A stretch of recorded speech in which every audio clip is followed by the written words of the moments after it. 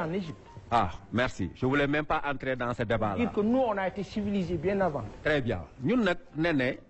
dafa am loo xam ne yàlla daf ñu ko may te comme ñun dañ ñoo teg fii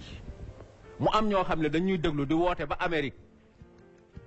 ay France di wax ne ñun li ñuy wax daf leen neex chroniqueur yëpp nag di leen fi ak ñi fi nekkul sax di leen bëggee man damay wax ne pour combattre le coronavirus efficacement li sa waay di commencer toujours nañu ñaan sa waay di oo yàlla te nga xam ne mu doon ay discours yoo xam ne dañu nekk dans un état laïque gis nga la laïcité ne elle n'est pas seulement un état de gouvernement elle devient une mentalité et c'est très dangereux Serigne Cheikh da doon wax mu ne la laïcité est mauvaise parce que dès le début on a mis Dieu entre parenthèses Macky Sall wax na ay mesures am ba pare tuddul ci sax yàlla peut-être que c'est le président d'un état laïque mais il n'est pas le fils d'un peuple laïque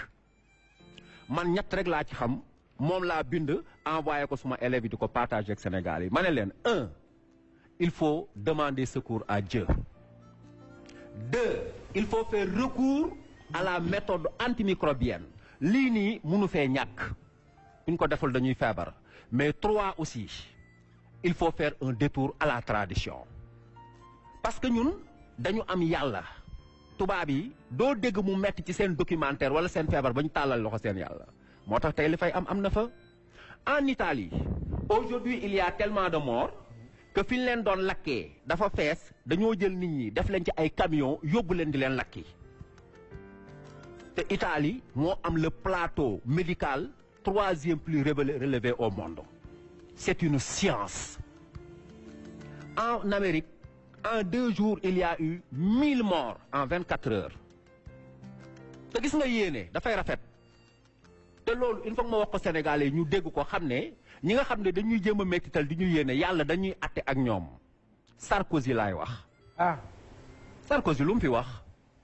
évidemment applaudi par ses sous-préfets africains dont le président Macky Sall évidemment ak ñeneen que ni nit ñi dañoo bëri ci kaw suuf nañ leen wàññi. mais nit ñi nan lañ bëree ci kaw suuf nan yow àll Tamba bi àll Guinée bi àll Mali bi kenn dëkku fi Sarkozy mu ne moom lu muy proposé mooy ñu am un organisme qui contrôle les naissances ndax nit ñi wàññeeku yàlla indi coronavirus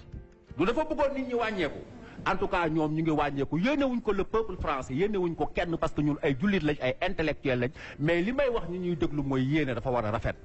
gis nga ñun nag suñu alxuraan gii ak suñu sëriñ yii bu ñu ko xeebee dama koy wax toujours yaakaar ni mbir mi bu doon ci ay raxasu la wala ay masque wala ay piqûre wala ay hydroalcoolique tubaab bi du ju mos a feebar nañu ñaan yàlla guddi ak bëccëg di déglu suñu maam yi nañu dellu ci li nga xam ne moom la Iran Ndaw di oowee garabu tubaab yi ba pare di dellu ci maam yi Sëriñ Fallou Mbuub suma xarit la je termine par là ne daf ne ma analyse am la rek parce que ñun ñëpp dañuy analyser mu ne ma Touba fa la mbir mi commencé ma ne ko waaw mu ne ma Touba temps vers 0 cas et pourtant Touba amul mesure yi Amérique am Touba ay kaw rek a fa dëkk Touba c'est une grande ville mais sama mbokk yaay rek ñoo fa dëkk ñooñu ay raxasoog ay sol masque ak ay piqué ñooñu loolu sonalu leen mu ne ma parce que Serigne Touba bi ñu ko waxee ba tey dañoo bañ a tëj seen jumaa yi nit ñi dematuñ fa di julli ji de mais sëriñ bi dogal na nee na jumaa Touba bi kenn du ko tëj ñi koy raxas heure bu leen fa julli fekkee nañ ko yëkkati julli bu ñu fekkee dañoo yaakaar ni lii moo mën a raxas loxo bu fekkee dañu yaakaar ne ay affaire moo mën a nettoyer air bi Jésus Christ ba muy fekk ay nit ñuy dee mu leen di yee fekk ay nit gumba mu leen di jox boobu science amul temps yi maa ngi dégg gars yi di wax naan nañu jël la sourate 64 du ma ci dugg mais gis nga la sourate 64 yàlla daf ci wax lu leer mu ne amul dara loo xam ne nii dina la dal te nekkul ndigalu sa borom te yow mi nga xam ne nii dangaa gëm sa borom dinaa leeral sama xol kon Omar del wax gars yi ñu ñaan ñu leen di delloo ci yàlla waaw dañuy dem ci monsieur le maire